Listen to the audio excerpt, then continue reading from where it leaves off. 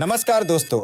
आज being talks में हम जानेंगे वास्तु क्या होता है। वास्तु को सही से पालन करने से क्या अच्छाई होती है जीवन में, और सही से पालन ना करें तो क्या दोष आते हैं, जीवन में परेशानियां क्यों आती है, इन सब के पीछे क्या कारण है, हमारे घर में सुख शांति क्यों नहीं है, हमने क्या गलती करी है जिससे घर में प्रॉब्लम्स आ रही है। इन सभी का जवाब वास्तु में छुपा हुआ है कि वास्तु हमारे जीवन में क्या महत्व रखता है और इसे कैसे सही करना है। नमस्कार दोस्तों, मैं आकाश कुमार, आपका होस्ट एंड दोस्त, एक बार फिर से आपका स्वागत करता हूं बीइंग टॉक्स में। बीइंग टॉक्स में आज हम आपके लिए एक और एपिसोड लेके आए हैं जहां हम आपको बताएंगे वास्तु का महत्व, वास्तु शास्त्र क्या होता है, वास्तु का क्या महत्व है हमारे घर में, हमारे जीवन में, हमारी लाइफ में। आज हम कई सारे सवालों के उत्तर पाएंगे वास्तु से रिलेटेड, और इस सारे सवाल के उत्तर देने के लिए हमारे साथ एक बार फिर से जुड़ चुके हैं एस्ट्रो नमामि शंकर ओम जी हमारे स्टूडियो में। बहुत बहुत स्वागत है पंडित जी आपका।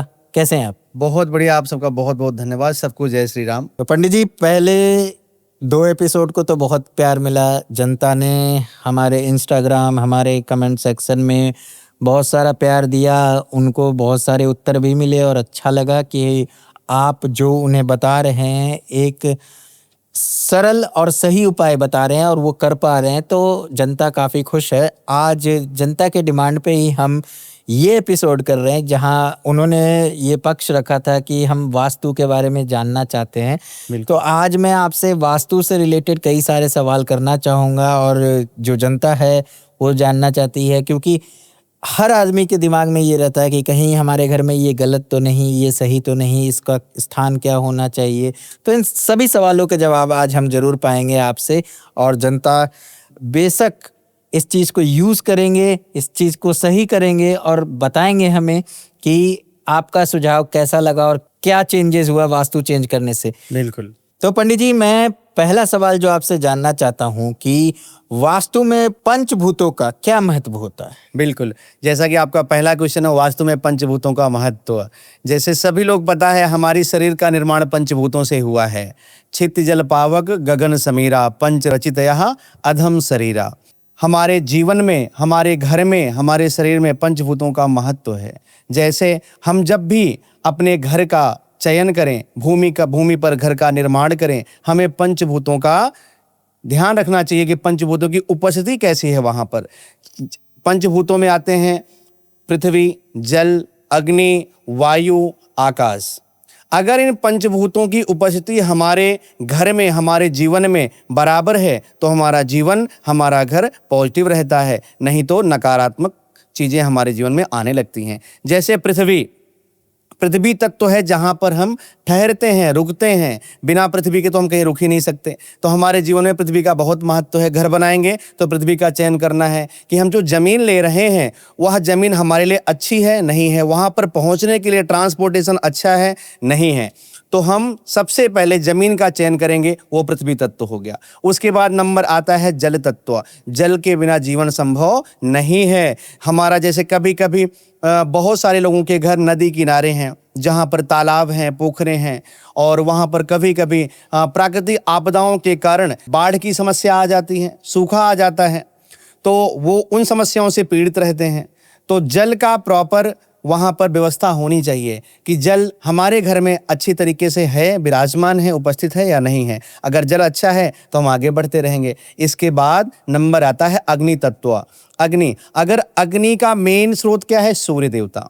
सूर्य से ही हम अग्नि को नापते हैं। अगर सूर्य की जो किरणें आती हैं, सुबह ठंडी होती हैं, उसके बाद गर्म होती हैं, फिर शाम को शीतलता, सूर्य के प्रभाव से ही दिन रात होता है। अगर सूर्य की उपस्थिति ना हो हमारे जीवन में, दिन रात हमें मालूम ही नहीं पड़ेगा कि कब दिन हुई और कब रात हुई।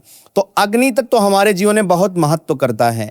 ईस्ट, सूर्य निकलता कहाँ से है? पूरब से। तो पूरब दिशा में हमें हमेशा अग्नि को ध्यान रखना चाहिए कि हमारे जो घर में अग्नि तत्व है वो प्रॉपर तरीके से है कि नहीं है। हम अपने घर में खिड़की, बरामदे, गेट, ये उचित तरीके से लगाते हैं जिससे हम अपने घर के अग्नि तत्व को बैलेंस कर सकें। इसके बाद आता है वायु। कहा जाता है आपके शरीर की वायु, हवा खत्म हो गई है। अगर वायु खत्म हो जाती है तो हमारे जीवन में प्राण नहीं रहते। तो प्राण जीवन एक वायु है। जैसे हम अपने घर में हम सभी को बोलते हैं कि अपने घर की जो दिशा है उसे नॉर्थ रखो या फिर ईस्ट रखो, क्योंकि पूरब जो दिशा है और जो नॉर्थ दिशा है, इस दिशा से पॉजिटिव वाइब्स आती हैं, आप सकारात्मक हवाएं आती हैं जो हमारे घर के अंदर आती हैं और हम उनसे पॉजिटिविटी हमें मिलती रहती है। तो हम अपने घर में पॉजिटिविटी लेने के लिए नॉर्थ और ईस्ट का हमेशा ध्यान रखेंगे। उसके लिए करना क्या है, हमें खिड़की, दरवाजे और भी अच्छी चीज़ें प्रॉपर तरीके से ऊंचाई का ध्यान रखना है जिससे कि हमारे घर में पॉजिटिव वाइब्स बनी रहें। अब इसके बाद आता है आकाश तत्व। आकाश तत्व को हम ब्रह्म तत्व भी बोलते हैं। जैसे हम अपने घर में हाइट, जो हमारे घर की हाइट है वो प्रॉपर है नहीं है, इस चीज़ का विशेष ध्यान रखना चाहिए। अगर हमारे घर में और हमारे जीवन में पंचभूतों के समन्वय बना हुआ है, संतुलन बना हुआ है, तो हम डेली आगे बढ़ते रहते हैं। तो प्रथम तत्व है कि हम अपने घर में, अपने जीवन में और अपने शरीर में पंचभूतों का समन्वय बना के रखें। बहुत अच्छा आपने बताया पंडित जी कि पंचभूतों का क्या महत्व होता है। और मैं इसी के साथ बताना चाहूँगा कि कई जो आज के जनरेशन जो बच्चे हैं उन्हें पंचभूत के बारे में नहीं पता था, तो आपने बताया कि वो क्या होता है, तो आपने कई सारे सवालों का जवाब दे दिया इस पंचभूतों के माध्यम से। तो पंडित जी, अब मैं आपसे अगला सवाल करना चाहूँगा। जैसा कि आपने बताया कि पंचभूत क्या होते हैं और इसका क्या महत्व है, तो अगर कोई व्यक्ति अपना घर बनाना चाहता है, उसे जमीन खरीदना है, तो किन किन चीज़ों का ध्यान रखना चाहिए वास्तु के हिसाब से? बिल्कुल, जैसे कि आज का जो यूथ है, आज का जो ट्रेंड है, हर इंसान, हर व्यक्ति चाहता है कि हमारा एक अपना घर हो, छोटा ही सही बट हमारा एक घर हो जिसमें कि हम सुकून से रह पाएँ। बहुत मेहनत करने के बाद इंसान एक छोटी सी ज़मीन खरीदता है या एक छोटा सा फ्लैट खरीदता है जिसमें वह अपना जीवन यापन करने की कोशिश करता है। अगर हम छोटा घर खरीद रहे हैं या ज़मीन खरीद रहे हैं तो सबसे पहले वहाँ पर चेक करने का विषय होता है कि वहाँ का ट्रांसपोर्टेशन क्या है। क्या हम वहाँ ईजिली पहुँच सकते हैं? वहाँ हम जब भी रहने लगेंगे तो क्या आने जाने में समस्याएं तो नहीं हो? क्योंकि आज के समय में समय बहुत मैटर करता है, क्योंकि किसी के पास भी ज़्यादा समय नहीं है। अगर ट्रांसपोर्टेशन की व्यवस्था वहाँ पर अच्छी है तो हमारे लिए फ्लैट या ज़मीन हमारे लिए बेहतर है। यदि ट्रांसपोर्टेशन की व्यवस्था अच्छी नहीं है तो उस ज़मीन को, उस फ्लैट को हमें नहीं लेना चाहिए। फिर उसके बाद आता है कि अगर यदि हम ज़मीन ले रहे हैं और हम ज़मीन से घर बनाएंगे, अपना कई तल बनाएंगे, और फिर हमें विचार करना है कि घर की जो ज़मीन है क्या समतल है, क्या ठोस है, उसमें कोई कीड़े मकोड़े या सांप बिच्छू वगैरह नहीं रह रहे हैं। अगर ज़मीन हमारी ठोस है, समतल है, उसका ढलान पूर्व उत्तर की दिशा में है तो हमारी ज़मीन अच्छी है। अगर वहाँ पर ज़मीन हमारी भुरभुरी है, वहाँ पर धंस रही है ज़मीन, हमारे पास ठोस नहीं है, तो ऐसी ज़मीन हमें नहीं लेना चाहिए, ऐसी ज़मीन हमें लेने से बचना चाहिए। सपोज करिए हम जो ज़मीन ले रहे हैं उसके ज़मीन के पूरब में या फिर उत्तर में बड़े बड़े पेड़ हैं और मंदिर हैं, तो हमें बिल्कुल नहीं लेना चाहिए। क्यों? क्योंकि उससे हमारे जीवन में डिस्टर्बेंस बनी रहती है। तो हमारे जब भी हम कभी घर खरीदेंगे, ज़मीन खरीदेंगे, नया मकान बनाने के लिए अग्रसर होंगे, तो हम छोटी छोटी बातों पर विशेष ध्यान रखेंगे जिससे हमें आगे कुछ तोड़फोड़ ना करना पड़े और हमारे जीवन में सुख शांति बनी रहे। तो पंडित जी ने अभी बताया कि जमीन खरीदते समय किन चीज़ों का ध्यान करना चाहिए। इसी में पंडित जी मैं एक सवाल और ऐड करना चाहूँगा, वास्तु के हिसाब से कौन सा जमीन शुभ माना जाता है? बिल्कुल, वास्तु के हिसाब से यदि हम बात करते हैं कि हम जैसे ज़मीन लेने जा रहे हैं और आज हमारे पास ऑप्शन है कि हमें कौन सी ज़मीन हमारे लिए उत्तम होगी, तो सबसे पहले ध्यान देना है उत्तर दिशा की ज़मीन हमारे लिए बेस्ट है, पूरब दिशा की ज़मीन हमारे लिए बेस्ट है। हमें उत्तर और पूरब फेसिंग वाला घर हमें लेना चाहिए, क्योंकि नॉर्थ ईस्ट वेस्ट जो भी हमारे पॉजिटिव वाइब्स आती हैं वो नॉर्थ और ईस्ट से ही आती हैं।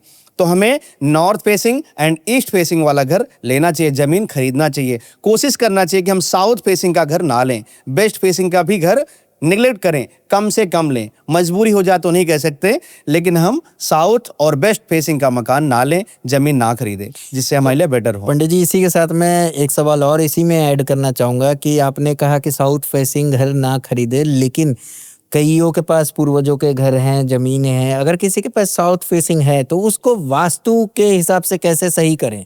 बिल्कुल, जैसे अगर हम मान लो हमारे पास घर साउथ फेसिंग का है या वेस्ट फेसिंग का है, तो हम ऐसे घरों में समस्याएं लगभग आती रहती हैं। अचानक ग्रोथ नहीं होती है, हम जितना एफर्ट करते हैं उतना हमें रिजल्ट नहीं मिलता, घर में पहुंचते ही, घर में घुसते ही हमें किसी न किसी समस्या का, मानसिक तनाव का अनुभव करना पड़ता है, दवाइयाँ बंद नहीं होती हैं। हाँ, अब इसको हमें सही करना है तो कुछ वास्तु की टिप्स, कुछ वास्तु की रेमेडीज हमें फॉलो करनी पड़ेंगी, जिससे हमें ऐसा नहीं है कि अब हमारे पास मानो कि बहुत बड़ा घर है, साउथ फेसिंग है, और हमने आपको बताया कि नहीं साउथ फेसिंग नहीं लेना तो आप घर ही बदल दें। नहीं, ऐसा नहीं करना है। उसकी छोटी छोटी रेमेडी हैं, वो मैं आपको बताऊंगा और उसे आपने करना है, जिससे साउथ फेसिंग घर भी आपके लिए फलदायी होने लगे, वहां पर भी आपको सुख शांति समृद्धि मिलने लगे। तो पंडित जी ने बताया कि ज़मीन खरीदते समय हमें किन चीज़ों का ध्यान करना चाहिए और कौन सा ज़मीन शुभ माना जाता है, और अगर साउथ फेसिंग घर है तो उसके लिए क्या करना चाहिए। ये पंडित जी अपने इंस्टाग्राम चैनल पे बताएंगे हमें कि क्या रेमेडी करना चाहिए अगर आपके पास साउथ फेसिंग ज़मीन है या घर है। तो पंडित जी, मैं चाहूँगा दर्शकों को आप अपना इंस्टाग्राम आईडी एक बार बता दें। बिल्कुल, आप हमें इंस्टाग्राम आईडी अष्टो नमामि ओम पे फॉलो कर सकते हैं। वहां पर आपको डेली आने वाली समस्याओं से रिलेटेड करके आपको वीडियोज मिलेंगी, जिससे आपके निरंतर जीवन में सफलता मिलती रहेगी। और पंडित जी, मैं रिक्वेस्ट करूंगा, जैसा कि आपने कहा कि रेमेडी आप बताएंगे, तो प्लीज इसके लिए एक वीडियो जरूर डालें बिल्कुल। जो इनके पास साउथ फेसिंग घर है। बिल्कुल। तो पंडित जी, मैं इसी के साथ अगले प्रश्न पे जाना चाहूँगा और आपसे जानना चाहूँगा कि घर बनाने वक्त सबसे पहला काम जो होता है, जल की ज़रूरत होती है, और जल कैसे आएगा उसके लिए बोरवेल कराते हैं। तो कौन से दिशा में कहाँ पे बोरवेल कराना चाहिए, आज हमारे दर्शकों को आप बताएं। बिल्कुल, जैसे आपने, जब भी हम घर बनाने जाते हैं सबसे पहली आवश्यकता होती है जल की, क्योंकि जल के बिना ना तो हम घर बना सकते हैं और ना ही वहाँ पर रह सकते हैं। तो जल की हमें उपलब्धि के लिए, जल की हमें प्राप्ति के लिए हमें ईस्ट और नॉर्थ हमारे लिए बहुत बेस्ट जगह है। अगर हमें नॉर्थ ईस्ट मिल जाता है तो और बेस्ट है। तो हमें ध्यान रखना है कि north east and north east, ये तीनों जगह हमें प्रेफर करनी है। बोरवेल के लिए अगर तीनों जगह मिलती है तो हमारे लिए बहुत बेस्ट है। हमें साउथ वेस्ट इनको इग्नोर करना चाहिए, नहीं लेना चाहिए। मजबूरी का नहीं कह सकते, बट इसको नहीं लेना चाहिए, जिससे कि हमें आने वाले जीवन में परेशानी का सामना ना करना पड़े। तो पंडित जी ने बताया किस दिशा में बोरवेल कराना चाहिए। इसका ये मतलब बिल्कुल नहीं है कि अगर आपके पास उस दिशा में जगह नहीं है तो आप नहीं करा सकते, आप करा सकते हैं। बिल्कुल, सही कह रहा हूं? बिल्कुल, बिल्कुल, बिल्कुल। तो आप करा सकते हैं, लेकिन हमेशा कोशिश करना चाहिए कि पंडित जी के बताए हुए दिशा में ही आप कराएं, इससे अच्छा मिलेगा। अगर मान लो सपोज करिए हमें उस दिशा में कराना भी पड़ रहा है तो उसके लिए हमें कुछ रेमेडी फॉलो करनी पड़ेगी। वो रेमेडी भी हम आपको इंस्टाग्राम आईडी पे प्रोवाइड करा देंगे। तो जुड़िएगा जरूर इंस्टाग्राम आईडी पे। पंडित जी आपके बहुत सारे सवालों के जवाब वहाँ पे भी देने वाले हैं। और भी कोई प्रश्न है आपके मन में तो आप वहाँ भी डीएम कर सकते हैं, पंडित जी आपका उत्तर जरूर देंगे। तो पंडित जी, इसी के साथ हम चलते हैं अपने अगले सवाल पे। जब पानी की बात हो रही है, हमने बोरवेल कराने के बारे में बताया, यदि किसी को बोरवेल ना कराना हो, गवर्नमेंट पानी आता हो, तो वाटर सप्लाई की जो पाइपलाइन है वो किस दिशा में बिछे? बिल्कुल, जैसे सपोज करिए हमने ऐसी जगह पे रह रहे हैं जहाँ पर गवर्नमेंट की तरफ से हमें, एमसीडी की तरफ से हमें पानी मिलता है, वहाँ पर पानी की टंकियाँ बनी हैं और सप्लाई का पानी हमें समय समय पर मिलता रहता है। तो वहाँ पर भी हमें ध्यान देना है कि जो पानी की सप्लाई है वो हमारे घर में ईस्ट, नॉर्थ और नॉर्थ ईस्ट से ही हमारे घर में आए, और जो सप्लाई की पाइपलाइन होगी वो भी हमारे घर में ईस्ट, नॉर्थ ईस्ट और नॉर्थ से ही हमारे घर में पानी की प्रचुर मात्रा हमें उपलब्ध हो। अगर इन जगहों से हमारे घर में पानी आता है तो हमारे लिए वो बेस्ट है। तो दोस्तों, इन बातों का जरूर ध्यान रखें कि अगर आप पाइपलाइन बिछा रहे हैं अपने घर में, वाटर सप्लाई की पाइपलाइन किस दिशा में होनी चाहिए, पंडित जी ने भी आपको बताया। तो अगर आप घर बना रहे हैं तो इस चीज़ की बिल्कुल ध्यान रखें। अब जब पानी की बात हो ही रही है पंडित जी, तो दर्शकों को ये भी आप बता दीजिए कि पानी की टंकी कहाँ पे रखनी चाहिए। बिल्कुल, जैसा ये बहुत ही आज की डेट में हर घर में एक पानी की टंकी तो होती ही होती है, क्योंकि बिना पानी स्टोर किए तो हमारा काम चल नहीं सकता है, क्योंकि हम हर समय ना तो समर ऑन कर सकते हैं और ना ही सप्लाई का पानी हमारे लिए अवेलेबल होता है। तो पानी की टंकी रखने के लिए सबसे बेस्ट जगह है साउथ वेस्ट। साउथ वेस्ट में हम अगर साउथ वेस्ट के कोने में अगर छत पर हम टंकी रखते हैं तो हमारे लिए बहुत बेस्ट जगह है। इसके अलावा हम साउथ में और वेस्ट में हम पानी की टंकी को रख सकते हैं। ये हमारे लिए बहुत बढ़िया जगह हो। बहुत ही सुंदर आपने इस प्रश्न का भी जवाब दे दिया। तो दर्शकों, आपको ध्यान रखना है कि पानी की टंकी कहाँ रखनी है। अगर कोई अंडर वाटर टैंक बनाना चाहता है, बिल्कुल, तो वो किस दिशा में और कहाँ पे बनाना चाहिए? बिल्कुल, कहीं कहीं ऐसी जगह है जहां पर पानी की हमारे पास उपलब्धि, पानी की प्रचुरता बहुत कम है, वहां पर लोग पानी को स्टोर करके रखते हैं, जमीन के अंदर स्टोर करके एक टंकी बनाते हैं और वहां पर पानी को स्टोर करके रखते हैं। तो ऐसी जगह के लिए जब भी हमें पानी स्टोर करके रखना है, वहां पर नॉर्थ ईस्ट या फिर नॉर्थ ईस्ट में हम एक टंकी बनाएंगे और वहां पर पानी को स्टोर करके रख सकते हैं। तो अगर आप अंडर वाटर टैंक बनाना चाहते हैं तो पंडित जी ने आपको ये सुझाव भी दे दिया है कि किस दिशा में कैसे बनाना चाहिए। पंडित जी, पानी से तो रिलेटेड हमने काफ़ी सारी जानकारी ली। अब पानी के अलावा जो एक महत्वपूर्ण चीज़ होती है, पेड़। जीवन में पेड़ का बहुत ही महत्वपूर्ण चीज़ है। माना जाता है कि पेड़ के बिना जीवन नहीं है। तो पंडित जी, मैं जानना चाहता हूँ कि घर में अगर पेड़ उगाना है तो किस दिशा में उगाएं? अगर घर लेने के पहले से किसी दिशा में पेड़ उगा हुआ है तो उसके साथ क्या करना चाहिए? उसे काटना चाहिए, उसे बचाना चाहिए, वो शुभ होता है, अशुभ होता है? इन सारे सवालों के जवाब मैं आपसे जानना चाहता हूँ। बिल्कुल, बिल्कुल। जैसे कि आज की डेट में अगर हमें साँस लेनी है, तो हमें पेड़ लगाना चाहिए। मैं तो आप सभी को बोलूँगा कि अपने जीवन में एक पेड़ ज़रूर लगाएँ। क्यों? क्योंकि हमारी आने वाली जनरेशन को कम से कम ये तो रहे कि हाँ, हमारे पास पेड़ हैं साँस लेने के लिए, नहीं तो आने वाली जनरेशन में हवा ही नहीं होगी। हमारे पास हम साँस किससे लेंगे? तो हमें एक पेड़ ज़रूर लगाना चाहिए। अब हम बात करते हैं कि यदि हम नया घर ले रहे हैं, तो हमें सबसे पहले तो जज करना है, जैसा कि मैंने पहले भी बताया आपको, कि हमें हमारे घर में जो पेड़ होने चाहिए वो वेस्ट में या फिर साउथ में होने चाहिए। नॉर्थ या ईस्ट में पेड़ नहीं होने चाहिए। अगर ये सपोज़ करो कि नॉर्थ में या ईस्ट में पेड़ हैं, तो उनकी लंबाई छत से नीचे होनी चाहिए। अगर छत से नीचे लंबाई है तो हम घर ले सकते हैं, ज़मीन ले सकते हैं। कोशिश करना चाहिए कि हम छत के ऊपर जो जिनकी लंबाई हो उतने ऊंचे पेड़ ना लें। अब इसका ये मतलब नहीं है कि हमारे घर के सामने अगर पेड़ है तो उन्हें पेड़ को काट दें, क्योंकि पेड़ काटना बहुत ही गलत बात है। उसके लिए आप छोटी छोटी रेमेडी फॉलो करिए, जो आपको आने वाली वीडियोज में मिल जाएंगी, इंस्टाग्राम आईडी भी प्रोवाइड हो जाएंगी। उन रेमेडीज़ को फॉलो करिए, और इस जो आपके मन में दुविधा है कि हमारे घर के सामने ईस्ट में या फिर नॉर्थ में पेड़ हैं और बहुत बड़े बड़े हैं, तो क्या होगा, तो उसका भी दोष आपका निवारण हो जाएगा। तो इसी के साथ मैं थोड़ा सा ऐड ऑन करना चाहूँगा पंडित जी, पेड़ से रिलेटेड ही, कि कौन सा पेड़ लगाना घर में शुभ माना जाता है? बिल्कुल, जैसे घर के अंदर तो हम इंडोर पेड़ लगा सकते हैं। आज की डेट में लोगों को ग्रीनरी, हमारे पास एक ग्रीन घर के सामने एक छोटा सा हरा भरा एरिया करना बहुत पसंद है। तो ये जो पेड़ लगाना है, सबसे पहले तो हमारी स्वेच्छा के ऊपर डिपेंड करता है। अगर हम मान लो संपन्न हैं, तो हम सबसे पहले जो हमें पेड़ अच्छे लगते हैं उनको लगाना चाहिए, और एक नीम का पौधा ज़रूर लगाना चाहिए, क्योंकि नीम हमारे प्राकृतिक है, हमारी आस्था से जुड़ा हुआ है। नीम का पेड़ में हम जानते हैं, हमारे पूर्वजों ने बताया है कि इसमें देवी देवताओं का निवास होता है। तो नीम का पेड़ बहुत शुद्ध है। नीम हो गया, आम हो गया, जो हमें फल देता है, और आम के पत्ते तो हर पूजा में यूज होते हैं। तो हमें नीम, आम हो गया। बाकी आपको इंडोर जितने भी पौधों की वैरायटियां हैं वो भी आपको आने वाली वीडियोज में मिल जाएंगी, जिनको हम कहाँ पर रखें। अगर हम इंडोर प्लांट लगा रहे हैं तो उन प्लांट को हमें अपने हिसाब से, वास्तु के हिसाब से कहाँ रखना चाहिए, इसकी भी डिटेल आपको पूरी वहाँ पर मिल जाएगी। हाँ, जहाँ तक पेड़ की बात है, गिनने की बात है, वो भी आपको आने वाली वीडियोज में मिल जाएगी। बहुत बहुत धन्यवाद, बहुत अच्छा बताया आपने। इसी में बस एक छोटा सा और चीज़ ऐड करना होगा, क्योंकि लगभग भारतवर्ष में हर घर में ये पाया जाता है।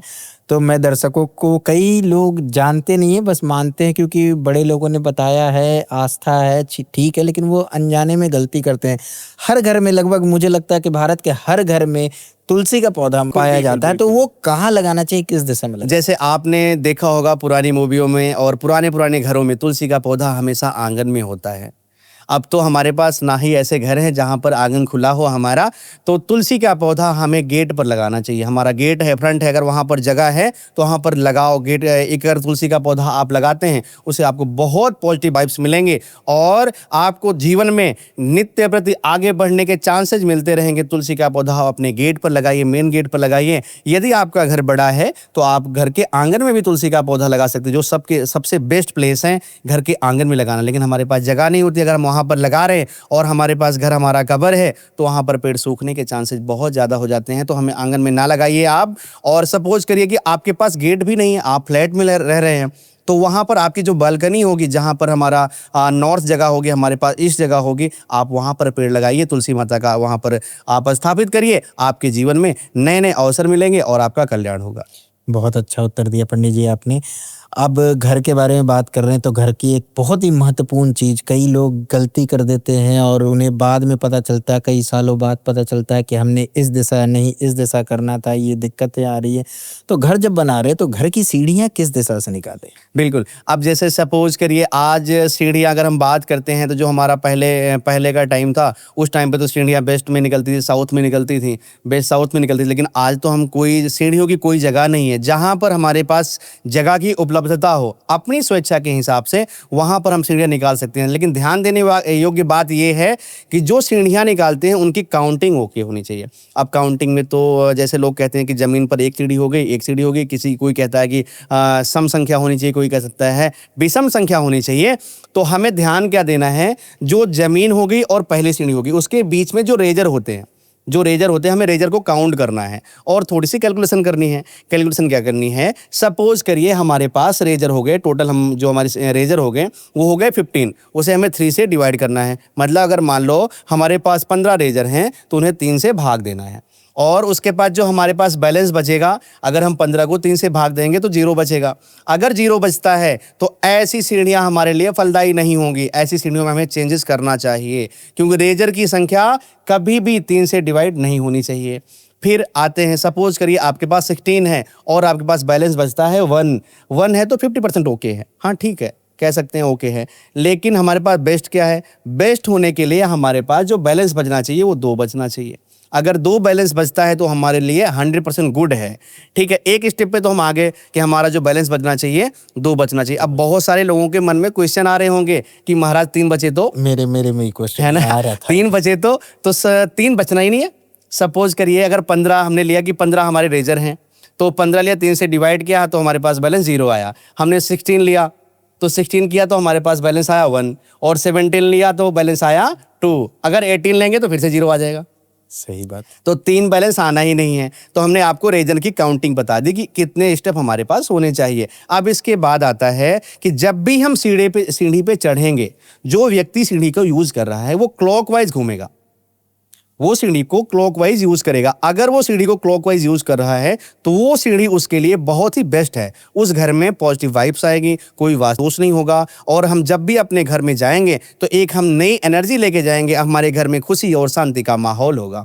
तो हमने आपको बता दिया कि सीढ़ियों की संख्या कितनी होनी चाहिए और हम वहाँ पर कैसे हम राउंड करके अपनी सीढ़ियों को रखें, वहाँ पर हमने यह डाउट आप क्लियर कर दी। बहुत अच्छा आपने नॉलेज दिया हमारे दर्शकों को, और मुझे भी सीढ़ियों से रिलेटेड इतनी चीज़ें भी दिमाग में रखनी चाहिए, मैंने कभी सोचा नहीं था। बिल्कुल। आपके माध्यम से ये मैंने जाना। और सीढ़ियों का दोस्तों क्या महत्व है हमारे घर में, आज शायद पंडित जी ने आपको जवाब दे दिया है। तो जब भी आप अपना घर बढ़ाएं तो सीढ़ी कैसे बनाएं ये जरूर ध्यान रखें, पंडित जी ने आपको बताया है। आप और भी कोई सीढ़ी बनाते समय कोई भी आपके मन में सवाल है या घर बनाते हुए कोई भी सवाल है तो आप पंडित जी से इंस्टाग्राम पे भी जुड़ सकते हैं, और पंडित जी का मैं नंबर भी आपको डिस्क्रिप्शन में दे दूंगा। आप अपने सवाल इनसे डायरेक्ट पूछ सकते हैं, वो आपको जरूर मदद करेंगे। तो पंडित जी, हमारे दर्शकों को आपने बताया कि सीढ़ी किस दिशा में होनी चाहिए, कैसी होनी चाहिए, कितनी होनी चाहिए, जिससे हमें फल मिलेगा, हमारे जीवन में अच्छा रहेगा। तो इसी के साथ एक सवाल और मेरे मन में आ रहा है जो मैं जानना चाहूँगा, शायद हमारे दर्शकों के मन में भी यही आ रहा होगा कि छत, जो घर की छत होती है उसकी ऊंचाई कितनी होनी चाहिए? बिल्कुल, जैसे आप नया निर्माण कर रहे हैं तो हमारे मन में होता है कि आज तो मान लो इतना हाइट का ज़माना है, हम ज़्यादा हाइट ले लें, कम हाइट ले लें। तो हमारे मन में ना एक स्टैंडर्ड साइज होना चाहिए कि हमारे जो घर की छत है वो कम से कम 9 फीट ऊँची होनी चाहिए, 9 फीट से नीचे नहीं होना चाहिए। जो हमारी छत की ऊंचाई है वो 9 फीट कम से कम होनी चाहिए। अब क्वेश्चन है कि ज़्यादा से ज़्यादा कितना होना चाहिए, तो ज़्यादा से ज़्यादा अगर हमारा स्टैंडर्ड घर है, स्टैंडर्ड रूम है, बहुत ज़्यादा बड़ा रूम नहीं है और एक स्टैंडर्ड रूम है, तो हमारे घर की मैक्सिमम छत की ऊंचाई होनी चाहिए 12 फुट। अगर इतनी ऊंचाई होती है तो हमारे घर में पॉजिटिव वाइब्स बनी रहती हैं। अगर इससे ज़्यादा हो रही है, छोटा घर है और बहुत बड़ा हॉल नहीं है जो कि 40 फुट 50 फुट के ऊपर का हॉल है, तो हम और इससे कम का है तो हमारे 12 फुट के ऊपर नहीं होना चाहिए ऊंचाई। अगर इतनी ऊंचाई होती है तो हमारे घर में पॉजिटिव वाइब्स बनी रहेंगी। तो दोस्तों, जब आप घर बनाएं तो ये भी ध्यान रखें कि आपकी छत की ऊंचाई 12 फुट होनी चाहिए। इससे ऊंची होती है तो वो सही नहीं होता, पॉजिटिव वाइब्स आएगी आप अगर 12 फुट तक बनाएं। सही है ना? बिल्कुल बिल्कुल बिल्कुल। अब पंडित जी, जो मैं मानता हूँ, जो मैंने बचपन से देखा भी है, इस देश में घर तो लोग बनाते हैं, घर में सबका सपना होता है कि एक पूजा घर भी हो। बिल्कुल। और पूजा घर बनाते हैं, कई लोग गलती कर जाते हैं। तो क्या घर में पूजा घर बनानी चाहिए, और बनानी चाहिए तो किस दिशा में बनानी चाहिए? बिल्कुल, देखो हमारी आस्था का प्रतीक है। हम जब भी कोई नया कार्य करते हैं तो अपने इष्ट को प्रणाम करते हैं, और हमारा घर तो हमारी ज़िंदगी का एक अहम फैसला है। हम वहाँ पर कोई कमी नहीं छोड़ते हैं। जो भी व्यक्ति, जो भी मनुष्य घर बनाता है वो अपने घर में ना अपने सपनों को पिरोता है। एक एक जैसे माला बनती है ना, एक एक मतलब रुद्राक्ष को जोड़ के एक पूरी माला तैयार होती है, वैसे ही इंसान जब अपना घर बनाता है तो एक एक चीज़ को आपको सही तरीके से रखता है। तो हमारा आस्था का विषय है मंदिर, तो हमारे घर में मंदिर अवश्य होना चाहिए। अब सवाल आता है मंदिर किस दिशा में होना चाहिए? तो मंदिर हमेशा ईस्ट नॉर्थ ईस्ट में हमारा मंदिर होना चाहिए। और कुछ लोग कहते हैं कि नॉर्थ ईस्ट में मंदिर होगा तो भगवान किधर देखेंगे, है ना? अगर भगवान, जाहिर सी बात है, अगर नॉर्थ ईस्ट में मंदिर होगा तो भगवान वेस्ट में, साउथ में या साउथ वेस्ट में देखेंगे। हम जब भी देखेंगे भगवान को तो हमारा जो फेस होगा किधर होगा? ईस्ट में होगा, नॉर्थ में होगा या नॉर्थ ईस्ट में होगा। तो ध्यान रखना है कि भगवान, जब भी हम मंदिर बनाएंगे, ईस्ट में बनाएंगे, नॉर्थ में बनाएंगे या फिर नॉर्थ ईस्ट में बनाएंगे, भगवान जो देखेंगे वेस्ट को देखेंगे, साउथ को देखेंगे या फिर साउथ वेस्ट को देखेंगे। हमारा जो मुंह होगा वो हमारा मुंह होगा ईस्ट में, नॉर्थ में या फिर नॉर्थ ईस्ट में, जिससे हमारे ऊपर प्रभु की कृपा बनी रहे। क्योंकि हमारा जो हमारे जो वैज्ञानिक तथ्य भी कहते हैं कि जो हमारी पॉजिटिव वाइब्स आती है वो ईस्ट से आती है और नॉर्थ से आती है, नॉर्थ ईस्ट से आती है। तो हमारे पास भगवान जी वहाँ पर हैं, तो भगवान की भी पॉजिटिव वाइब्स हमारे पास आ रही है। तो हमें हमेशा इस बात का विशेष ध्यान रखना है कि मंदिर नॉर्थ में बनेगा, ईस्ट में बनेगा या फिर नॉर्थ ईस्ट में बनेगा। बहुत अच्छा बताया आपने। अब जब मंदिर के बारे में जान ही रहे हैं तो कुछ सवाल और है मंदिर से रिलेटेड जो मैं आपसे जानना चाहूँगा। मंदिर में हम मूर्तियाँ रखते हैं, बिल्कुल। कोई मूर्ति छोटी होती है, कोई बड़ी होती है, कोई मीडियम साइज की होती है। तो क्या कोई ऐसा रूल है वास्तु में कि मंदिर में जो मूर्तियाँ होती है उसकी साइज होनी चाहिए, कितने साइज की रखनी चाहिए, और कौन सी मूर्ति रखनी चाहिए घर में और कौन सी मूर्ति नहीं रखनी चाहिए घर में? बिल्कुल। जैसा कि अभी आप लोग कई बार देखते होंगे, सुनते होंगे कि हमारे घर में एक नई मूर्ति जब से हम लाए हैं तब से हमारे घर में पता नहीं क्या हो रहा है, कुछ भी ठीक नहीं हो रहा है। और अब हम उससे भावना से जुड़ चुके हैं, तो ना तो हम उस मूर्ति को हटा सकते हैं और ना ही कोई बदलाव कर सकते हैं। एक डर का माहौल बन गया है। तो अगर हम ये डर का माहौल ख़त्म करना है और अपने मंदिर में अच्छी बढ़िया सुदर्शन मूर्ति रखनी है तो क्या करना होगा? जो मूर्ति की लंबाई है, जो स्टैंडर्ड साइज है, जो हमारे वास्तुशास्त्र में लिखा हुआ है, उस पर ध्यान देना होगा। अब हम जो मूर्ति का हमारा साइज है, जो हमारे घर में सबसे सीनियर बंदा है, जो हमारे घर का मुखिया है, उस मुखिया का जो एक बिलंद होता है, जो एक इसका बीता कह सकते हैं, कुछ लोग इसको 1 फुट भी कहते हैं, इसके ऊपर मूर्ति नहीं होनी चाहिए। अगर इसके ऊपर मूर्ति हो रही है तो हमारे लिए फलदायी नहीं होगी, हमारे लिए वो नुकसानदायक होगी। तो क्या क्वेश्चन आता है, क्या मूर्तियां भी, क्या भगवान भी हमारे लिए नुकसानदायक हैं?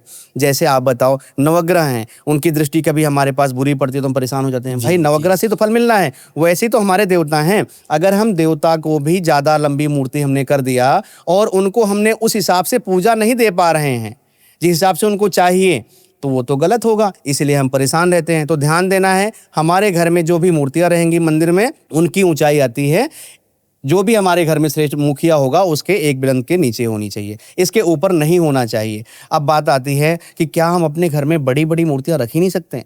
आप रख सकते हैं। आप अगर अपने शौक के हिसाब से बड़ी बड़ी मूर्तियां, तस्वीर लगाना चाहते हैं तो आप बड़ी बड़ी लगाइए ना, क्योंकि आप उनको पूजा के निमित्त नहीं लगा रहे हैं, आप उनको दर्शन, डेकोरेशन के लिए लगा रहे हैं, एक शौक में लगा रहे हैं कि प्रभु का हमारे पास माहौल रहे। एक हम पूजा के लिए लगा रहे हैं। पूजा के लिए हमें जो भी मूर्तियां लगानी है वो हमने आपको साइज बताया, उस साइज की ही मूर्तियां लगानी है। हाँ, शौक में आप कितनी भी मूर्तियां लगा सकते हैं। ध्यान रखना है, ऐसी जगह पर ना लगाएं जहां पर हम सहज ना हो, जहां पर हम खुद को असहज महसूस करें। अच्छी जगह पे लगाएं। बड़ी मूर्तियां भी लगा सकते हैं डेकोरेशन के लिए। तो पंडित जी, डेकोरेशन की बात चल रही है तो मैं जानना चाहूँगा कि एस्ट्रो नमामि ओम जो आपका प्लेटफॉर्म है, जो जहाँ पे हमें तमाम प्रकार की चीज़ें मिलती हैं, पूजा सामग्री से लेके हर तरह का स्टोन वगैरह, तो डेकोर के लिए आप क्या लेके आ रहे हैं? बहुत बहुत गजब की चीज़ें आप वास्तु डेकोर के लिए मिलेंगी वहाँ पर। जितनी मतलब आप 7 हार्स ले लीजिए, आप वास्तु का कौन सी वॉल पे हमें क्या लगाना है, अगर मान लो कुछ रेमेडी करनी है, उस रेमेडी के हिसाब से हमें वहाँ पर क्या लगाना चाहिए, सारी तरीके की आपको डेकोर के सामान आपको वहाँ पर मिल जाएंगे। और वो भी एक सिद्ध किए हुए, ऐसे नहीं कि हमने उठाया आपको भेजा, वैसा नहीं, आपको एक सिद्ध किया हुआ कि हाँ आपकी इस दिशा में आपने लगाया तो आपको प्रॉपर उसका रिजल्ट मिलना चाहिए। ऐसी आपको वहाँ पर वस्तुएं उपलब्ध कराई जा रही हैं और आप आसानी से इजीली वहाँ पर जाइए और परचेज कर सकते हैं। तो दोस्तों, अगर आप वास्तु डेकोर घर के लिए कुछ खरीदना चाहते हैं और आपको चाहिए ऑथेंटिक और अच्छा सामान सिद्ध किया हुआ, आपको आपके सिद्ध किए हुए, आपके नाम से सिद्ध किए हुए वीडियो के साथ आपको वो डेकोर प्राप्त होगी, तो आप हमारे वेबसाइट astronamamiom.com पे जा सकते हैं, परचेज कर सकते हैं और अपना रिव्यू हमारे साथ ज़रूर शेयर करें ताकि जनता भी जाने कि एस्ट्रोनॉमी ओम पे मिलता है सिर्फ ऑथेंटिक सामान। सही बोल रहा हूँ? बिल्कुल, बहुत बहुत बहुत धन्यवाद आपका। तो पंडित जी, हमने ये जाना कि डेकोर का सामान अगर हमें ऑथेंटिक चाहिए तो एस्ट्रोनॉमी ओम है हमारे लिए, जहाँ पे हम आंख बंद करके भरोसा कर सकते हैं। बिल्कुल। तो इसी के साथ हमारा सवाल अभी भी कंप्लीट नहीं हुआ पंडित जी। हमें जवाब चाहिए कि मूर्ति आपने बताया कि कितनी बड़ी होनी चाहिए, कैसी होनी चाहिए, कैसे लगानी चाहिए, इसके पीछे क्या लॉजिक है, क्या नहीं है, ये सारी चीजें आपने बताई। अब मैं जानना चाहूंगा कि मूर्ति कौन सी घर में नहीं रखनी चाहिए। आज की डेट में आम आदमी क्या करता है, हमने नया नया घर बनवाया और हमने वास्तु पूजा करनी है, घर में गृह प्रवेश करना है, तो फटाफट गए पूजा की दुकान पर और मूर्तियां खरीद लिया। ध्यान रखना है, मूर्ति जो हमारे घर में होनी चाहिए वो सुदर्शन होनी चाहिए। सुदर्शन मतलब अच्छी दिखे, जो हमारे मन को लुभाए, वो चीज़ हमारे लिए अच्छी होगी। तो अगर वो चीज़ हमारे लिए अच्छी हो तो भगवान तो हमें प्यारे लगने चाहिए। जब भी हम मूर्तियों का चयन करें वो हमें अच्छी लगे, हमारा दिल भाए उस पे, हम एक बार उनको निहारें तो निहारते रहे। ऐसी अगर मूर्तियां हम अपने घर में रखते हैं तो हमारा कल्याण निश्चित है। हमारे घर में वास्तुदोष हो ही नहीं सकता, क्योंकि प्रभु हमारे बैठे हैं वास्तुदोष खत्म करने के लिए। तो मतलब हमारे शास्त्रों में ऐसा कुछ नहीं है कि इस भगवान की मूर्ति हम घर में स्थापित नहीं कर सकते? नहीं, ऐसा बहुत सारे नियम हैं, लेकिन उन नियम को फॉलो करने से पहले हमारे पास घर में लक्ष्मी गणेश हो गए। कभी कभी बहुत लोगों का विचार है शिव परिवार हमें घर में नहीं रखना है, तो उसके लिए भी हम जैसे नर्मदेश्वर महाराज हैं, पारद शिवलिंग है, छोटे छोटे शिवलिंग अपने घर पे रख सकते हैं, क्योंकि ये पूजा हमारी आस्था का विषय है। सपोज करिए हमने आपको बता दिया शिव शंकर जी भगवान को घर में नहीं रखना है और हमारे इष्ट ही हैं शंकर जी, हम क्यों मानेंगे भाई? जो हमारे इष्ट हैं वो हमारे नुकसानदायक कैसे हो सकते हैं? हम उनको अपने घर में रखेंगे वो हमारे लिए फलदायी होंगे, ये गारंटीड है। ऐसा हमारे शास्त्रों में कहीं पर विधान नहीं है कि हम अपने घर में अपने इष्ट को ना बिठा पाएं। तो जैसे माँ बाप अपने बच्चों का कभी बुरा नहीं चाहते, तो भगवान भी अपने बच्चों का बुरा कभी नहीं चाहते हैं। सही कह रहा हूँ? बिल्कुल सत्य। तो पंडित जी, इसी के साथ अभी सवाल में मैं एक चीज जोड़ना चाहूंगा। मैं ये जानना चाहूंगा कि जो हमारे पूर्वज गुजर चुके हैं, क्या उनकी इमेज, उनकी फोटो को हमें रखना चाहिए मंदिर में या नहीं रखना चाहिए? बिल्कुल, जैसे हमारे जो पूर्वज हैं, जो हमारे माता पिता हैं या हमारे दादा दादी हैं, जो भी ऐसे लोग हैं जो इस दुनिया से चले जा चुके हैं, उनके लिए हमारी सद्भावना है, उनके लिए हमारी भावना है। उनको हमें मंदिर में स्थान नहीं देना चाहिए, क्योंकि मंदिर में जब भी हम बैठते हैं हम पॉजिटिव वाइब्स लेने के लिए बैठते हैं। सपोज करिए मंदिर में हमने अपने दादा दादी को बिठा रखा है और हम मंदिर में पूजा करने के लिए गए और हमें कोई ऐसा मोमेंट याद आ गया जब हम उनको देख के भावुक हो गए, तो हमारा पूजा में मन कैसे लगेगा? है ना? तो इसलिए हमें अपने पूर्वजों को, अपने जो भी पेरेंट्स हैं, दादा दादी हैं, जो इस धरती पर नहीं है, गुजर चुके हैं, उनकी प्रतिमा को मंदिर में स्थान नहीं देना चाहिए। तो मतलब आता है कि भाई जिन्होंने हमें इतना बड़ा किया उनको कहाँ रखें?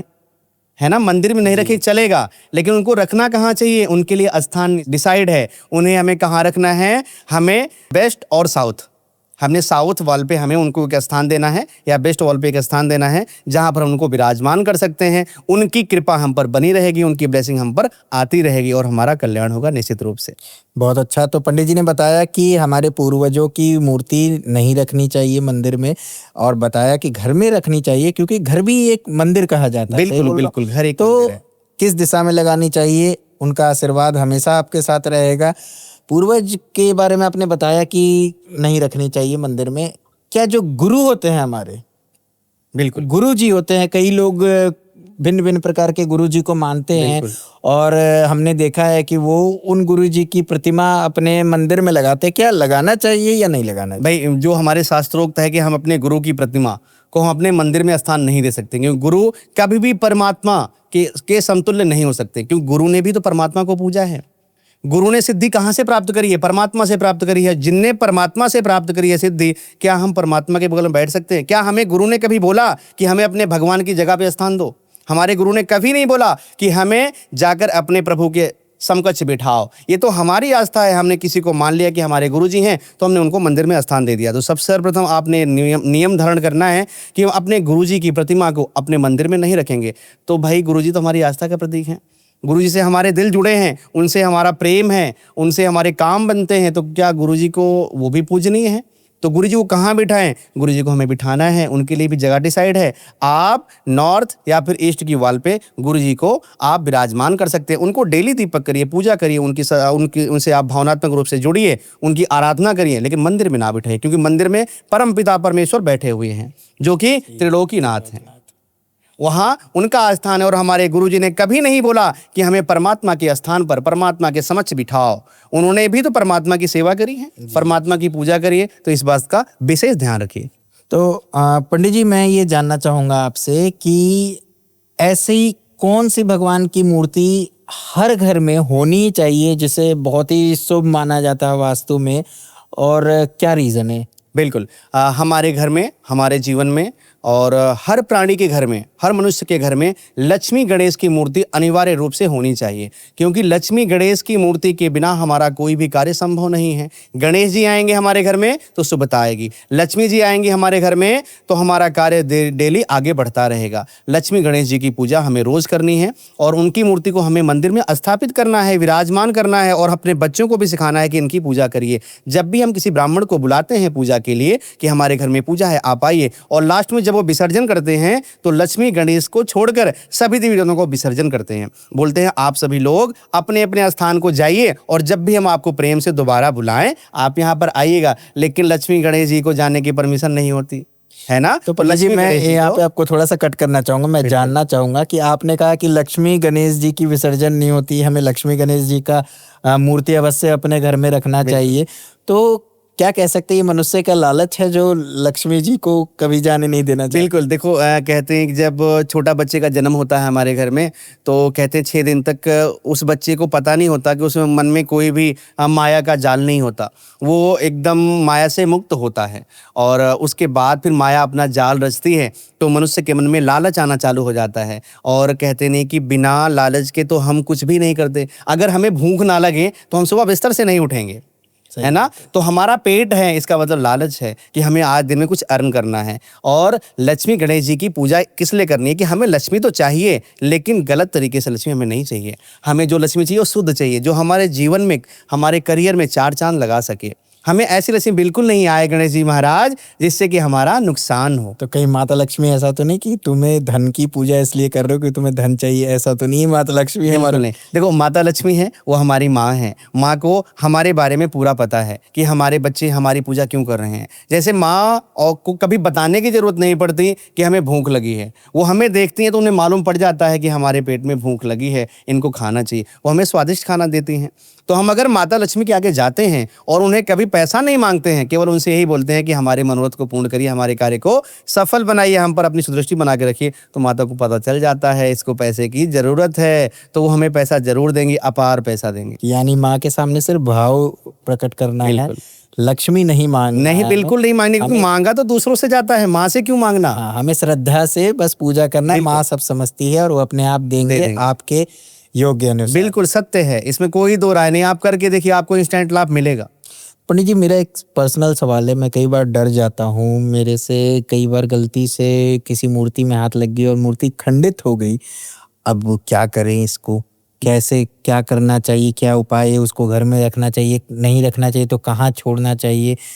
अगर विसर्जित कर रहे हैं तो आजकल विसर्जित के लिए कोई जगह साफ नहीं है, तो क्या करना चाहिए? बिल्कुल, जैसे आज की डेट में ना, एक मैं बोलूँगा हिंदू धर्म में एक छोटा सा प्रॉब्लम का विषय है कि लोगों के यहाँ अगर मान लो इनकेस मूर्ति खंडित हो जाती है तो वो मूर्ति उठाते हैं, किसी चौराहे पर रख देते हैं या किसी पेड़ के नीचे डाल देते हैं। भैया क्यों डाल रहे हो वहाँ पर? आपने इतनी आस्था से उन मूर्तियों की पूजा करी है। जी बिल्कुल। आप उन्हीं मूर्तियों को उठा के चौराहे पे डाल रहे हो, किसी पेड़ के नीचे डाल रहे हो, वो गलत हाथ में डाल रहे हो। गलत लगता है मुझे तो ये तो बिल्कुल गलत है। आप तो पर्यावरण को प्रदूषित कर रहे हो, अपने भावना को प्रदूषित कर रहे हो, अपने शरीर के अंदर के वास्तु को खराब कर रहे हो। तो अब आप अगर मान लो किसी नदी में जा रहे हो, अगर आपके पास कोई साफ नदी है आसपास तो आप नदी में विसर्जित कर सकते हो। इन केस आप ऐसी जगह पे हो जहां पर नदी नहीं है तो हम कहाँ पर डालेंगे? तो ऐसी मूर्तियों को जिनको हमने आस्था से अपने घर में रखा है, उनकी डेली पूजा करी है, वो इन केस खंडित हो गई हैं, तो ऐसी मूर्तियों को ससम्मान हमें ले जाना है कहीं साफ सुथरी जगह पर, जो शुद्ध जगह हो, वहाँ पर हमें खोद के मूर्तियों को जमीन के अंदर रख देना है, जिससे हमारा कल्याण रहे और मूर्तियों को भी हमारी आस्था उनसे जुड़ी रहे।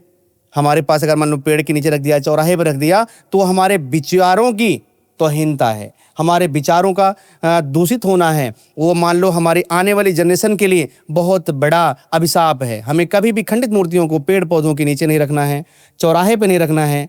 अगर हमारे पास नदी अवेलेबल है तो नदी में प्रवाहित करिए, अदरवाइज आप किसी साफ सुथरे स्थान पर खोद कर वहाँ पर स्थान दीजिए।